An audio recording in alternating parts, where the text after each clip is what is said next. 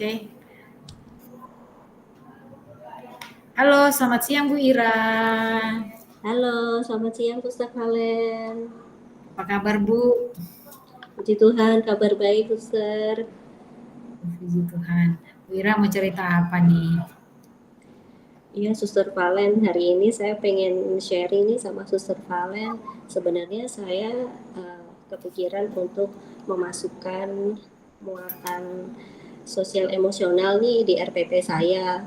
Uh, Hmm, tapi saya masih ragu-ragu, jadi saya mau sharing dengan Suster Valen.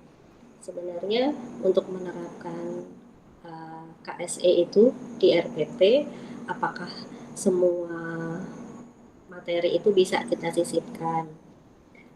Lalu bentuk kegiatannya, apakah itu harus ter terintegrasi juga dengan pembelajaran diferensiasi atau boleh khusus tentang KSE aja seperti itu, Suster? baik. Bu Ira, menurut Bu Ira bagaimana? Menurut Bu Ira sendiri, ini kan kurikulum merdeka ya Bu ya. Menurut Ya, Ibu bagaimana? kalau di pemahaman saya, uh, nanti saya mungkin Suster boleh juga kasih masukan untuk saya. Kalau di pemahaman saya sebenarnya KSE itu tidak harus ada jam khusus untuk mengajarkan tentang KSE, tapi itu bisa terintegrasi dengan materi-materi yang lain. Bisa kita sisipkan di misalnya kita sedang belajar sains atau math, tapi salah satu kegiatannya itu sebenarnya terintegrasi kok dengan KSE seperti itu.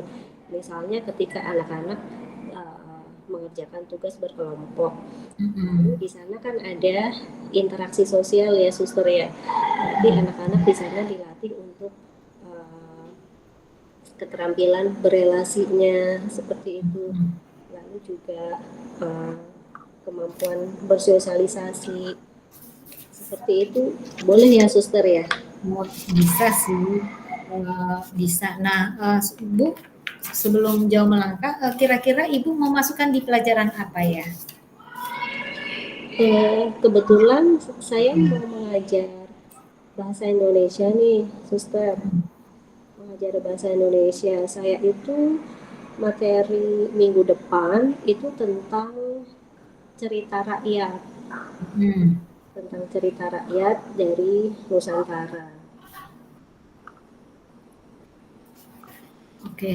Lalu yang berkaitan dengan KSE, nah Ibu akan tempatkan di mana nih? Yang untuk mindfulness-nya, kemudian apa?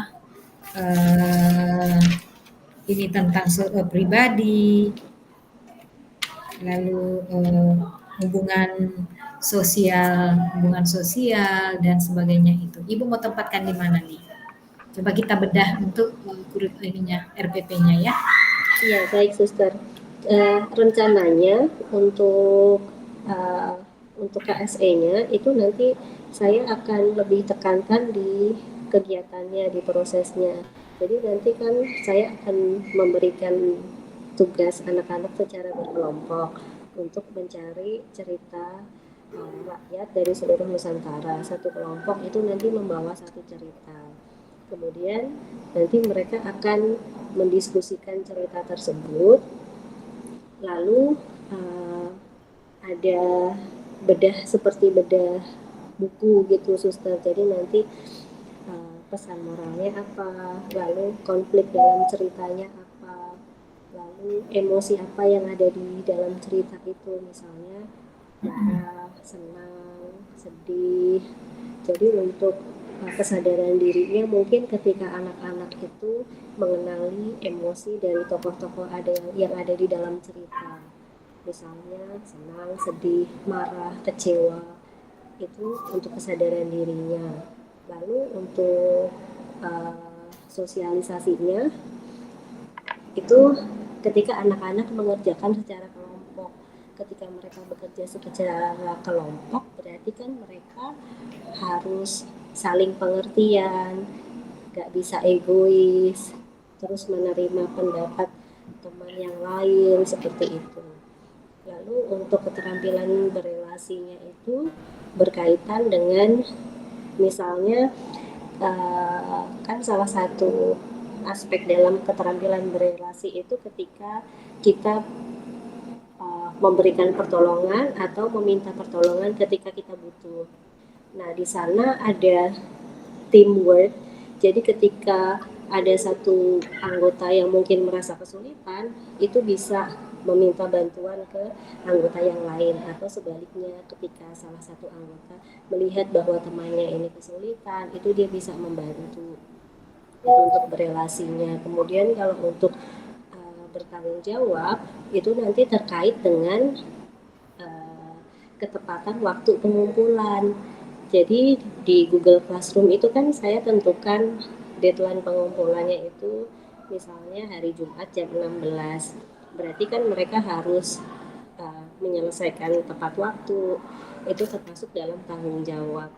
Lalu ketika mereka memilih cerita itu juga sebenarnya memutuskan sesuatu ya, memutuskan pilihan atau menentukan pilihan itu kan salah satu bentuk tanggung jawab juga. Jadi mereka diskusi kemudian membuat keputusan untuk mengambil cerita dari salah satu tempat yang ada di Indonesia. Rencana saya sih seperti itu, Suster. Baik, itu menurut saya sih udah bagus ya Bu Ira ya. Hanya ini yang saya mau tanyakan yang berkaitan dengan kesadaran diri. Ketika anak mengungkapkan perasaan yang ada berdasarkan dari story itu, kira-kira apa yang ingin dicapai di situ? Yang ingin dicapai, Analisisnya bagaimana? yang ingin dicapai, saya ingin anak-anak itu mengenali, tahu berbagai macam emosi. Jadi saya mau anak-anak itu tahu ada berbagai macam emosi dan bagaimana cara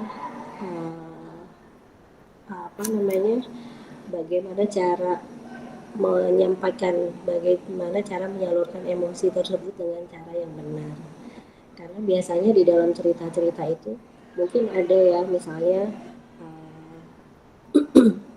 dendam atau apa gitu, benci, terus marah. Nah, di sana ketika anak-anak itu menggali cerita lebih dalam, ada proses diskusi, itu di sana kita bisa gali juga, bahwa kita bisa jelaskan juga bahwa kalau dalam cerita ada hal yang baik, ada hal yang tidak baik.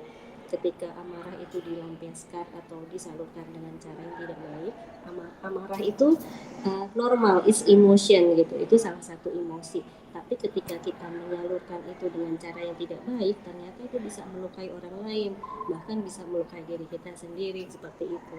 Jadi goalsnya untuk kesadaran diri itu mungkin kegiatannya sederhana, hanya mengenali berbagai jenis emosi. Tapi dengan mereka kenal emosi, tahapan berikutnya adalah sebenarnya goalnya itu saya mau anak-anak itu bisa menyalurkan emosinya dengan cara yang tepat, dengan cara yang positif. Seperti itu, Suster. Ya. Nah, Bu Ira dengan sharing pengalaman, mengungkapkan emosi-emosi yang ada pada diri mereka. Kemudian poin yang akan dicapai kan cara menyampaikan emosi ya. Nah, apakah ini bisa masuk dalam kesadaran sosial juga? Menurut Bu Ira, untuk teman-teman bisa juga sepertinya ya, Suster ya. Jadi kalau dia punya kesadaran penuh akan dirinya, sepertinya hubungan sosialnya juga akan baik gitu. Dan jadi mungkin sepertinya sih saling nyambung gitu ya. Ya. Teman-teman yang lain bagaimana? Dari segi kesadaran sosial mereka, apa yang dari teman yang lain, apa yang dipetik untuk teman yang lain? Kalau untuk pelajaran bermakna bagi yang lain, dari ketika teman yang lain mengungkapkan, kemudian mereka ngapain? Nah, mungkin ini bisa digali lagi tuh Bu Ira tuh, kira-kira apa? Oh iya, Mungkin ini ya, mungkin ketika mereka mempresentasikan itu bukan hanya salah satu ya, tapi dari semua anggota kelompok Iya. itu ikut mempresentasikan. Jadi bukan hanya diwakili oleh satu, tapi semuanya. Jadi minimal satu anak menyebutkan salah satu emosi yang ada di sana. Jadi meskipun ini tugas kelompok, semuanya ikut terlibat aktif. Jadi bukan hanya satu orang yang mempresentasikan, tapi semuanya terlibat aktif. Baik dari proses pengerjaan sampai ke final yang ketika mereka presentasi di depan kelas itu. Nah, untuk yang grup-grup lain nih, audiensnya itu juga bisa jadi responden yang aktif juga dengan Iya, memberikan pendengar masukan yang misalnya, iya, atau misalnya memberikan pertanyaan terkait dengan apa yang sudah dipresentasikan. Jadi kelasnya aktif seperti itu, Suster. iya, betul Bu. Dengan apa mereka mendengarkan itu kan jadi timbul rasa empati ya. Ke satu Iya. mendengarkan, nah itu kesadaran kelas lagi muncul.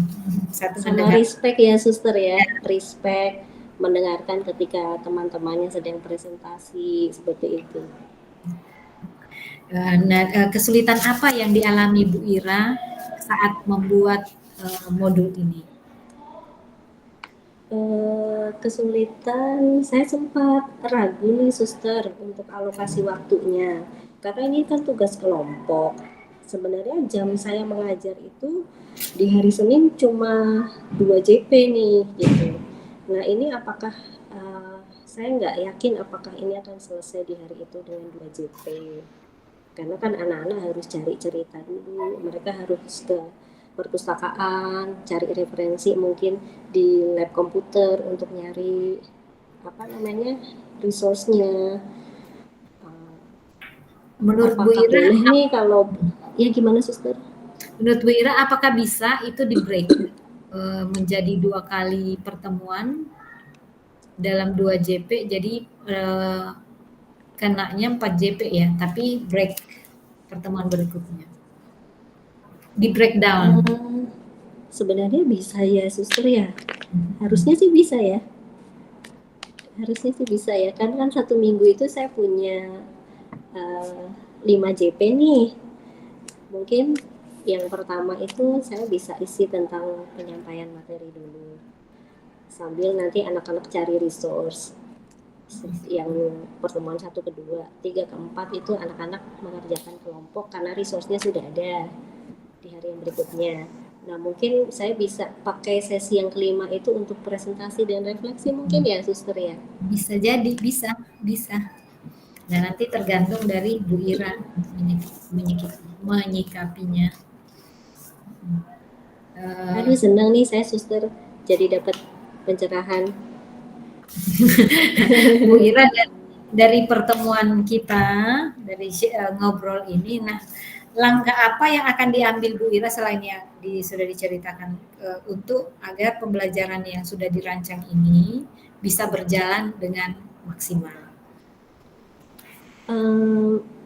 Langkahnya mungkin setelah ini, setelah ngobrol dengan Suster, saya mau langsung buka file RPP saya, terus saya sesuaikan jam pelajaran jam ininya ya, jam pembelajarannya yang tadinya saya masih tuliskan 2 JP, saya tambahkan lagi jadi 5 JP, tapi dengan keterangan yang detail. 1, 2 itu untuk kegiatan apa, 3, 4 apa, yang sesi 5-nya apa. Lalu saya mau cari resource juga nih, kayaknya saya harus cari resource tentang cerita-cerita daerah Nusantara. Jadi at least saya tahu beberapa gitu. Jadi ketika anak-anak cerita itu saya udah tahu ceritanya duluan. Biasanya kan cerita-cerita yang umum itu memang banyak ya cerita-cerita dari Nusantara. Tapi setidaknya cerita-cerita yang umum yang banyak digunakan, yang banyak dibaca itu saya tahu lah gitu. Jadi bisa sharing juga sama anak-anak. Iya. Nah, Bu Ira, apakah pertemuan ini membantu Bu Ira untuk membuat langkah selanjutnya atau bagaimana? Oh iya Masih iya ada? iya.